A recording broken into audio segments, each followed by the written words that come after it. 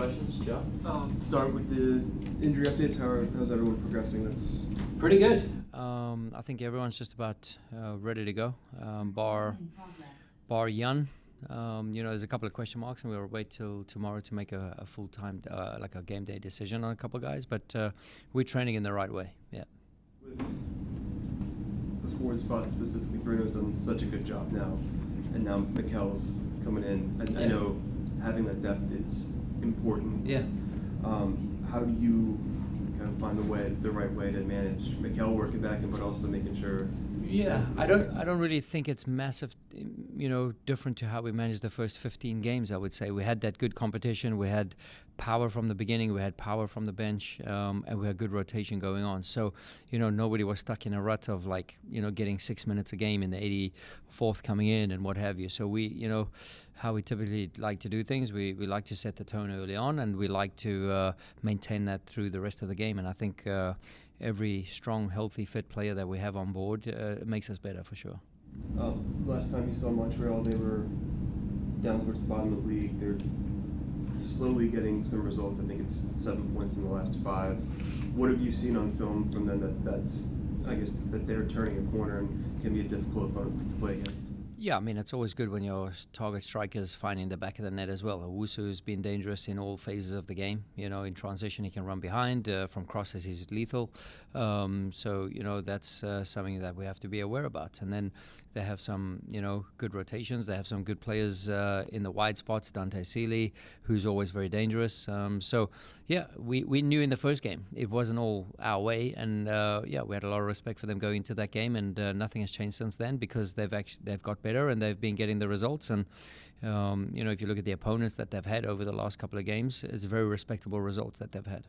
I think I know what your answer is going to be to this next question. The 45 minutes you put out on Saturday has gained, especially the first half, has gained a lot of praise league-wide about it being one of the better halves, not just from you guys, but from the entire league this season.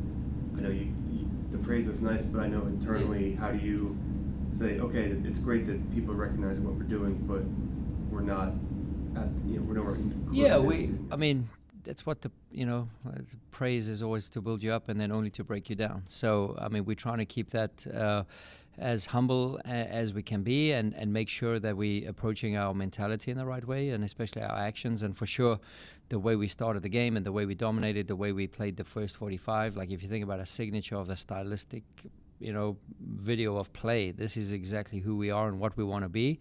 And then we're still trying to add 1 or 2 more layers to the complexity of how we do things. But it was fun to watch. But again, it's only 45 minutes, and that doesn't define a whole season. But we've been able to compete with the best of them, and then we've shown to be able to come up with wins where nobody had us on the cards. And then we've had to fight against battle, or a real good battle against the Red Bulls, who was an MLS Cup finalist last year. So we've shown that we can compete in all levels of the opponents, we're excited where we are, but we try and find ways to stay the hunters and not the hunted, and that's the way we drive it internally.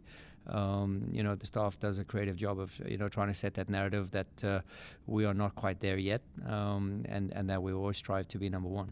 One more, I'm just curious what your thoughts on this are. So I've heard multiple coaches over the years talk about these 3-game stretches in 7 or 8 days, and how they use a lot of data behind, whether it be recovery or throughout the game, of how to manage and how many. I think the number I've heard was if you make as many as 4 changes after that, it affects it. What's your view on managing a roster, and how much do you use the data and everything behind it for that stretch? I'm not looking I don't set a rule and to say it's 4 in and 4 out, and 5 upsets the rhythm. I think, against St. Louis, we had 10 or 11 starters that were different, and we managed to get a result. So I think we've proven over that time, because of the way we train, and for me, it's about, who's showing the best form, who's currently, training in the right way. And it's not just games; it's also trainings, and it's also MLS Next Pro minutes, and everything gets taken into account. And you see Sal Olivas getting rewarded as well, and playing considerable minutes and getting some good actions in that game, and has a breakaway because him and Ale force a big turnover on the midfield. So I believe it's the way you play or train, and that prepares you for the way you play. All right. Any final questions? All right. Thanks, Bradley. Actually, no, Jonathan.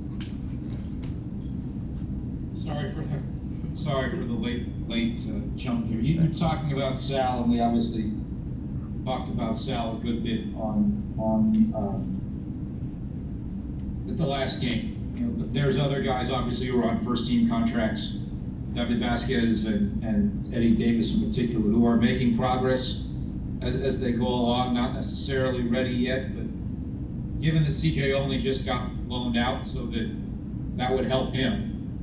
What do you want to see from those two guys who are still here as they're, you know, obviously they may not be ready in the short term. What do you want to see from the two of them to keep them going now that Sal is taking a step forward? Yeah, listen, I mean, I think there's always opportunities to be had at every sort of window, and David has taken on a new role, playing a holding midfielder spot for Union 2 and doing a great job there. So we know his technical abilities, and we know exactly what he brings there, and we monitor that every single match day. And the coaches, in accordance with the whole sporting department, whether it's Ernst or myself and Ryan Richter, we go through those clips and we discuss, and we sort of brainstorm on how to get those players to the next level.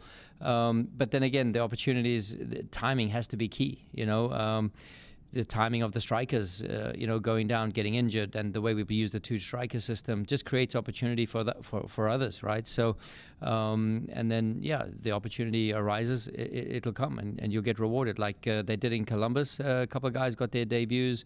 And then, just how we're trying to play, what are we trying to do to the opponent, how we're trying to take away time and space. So, for us, both sides of the ball is always a key contributor to the success of guys coming through.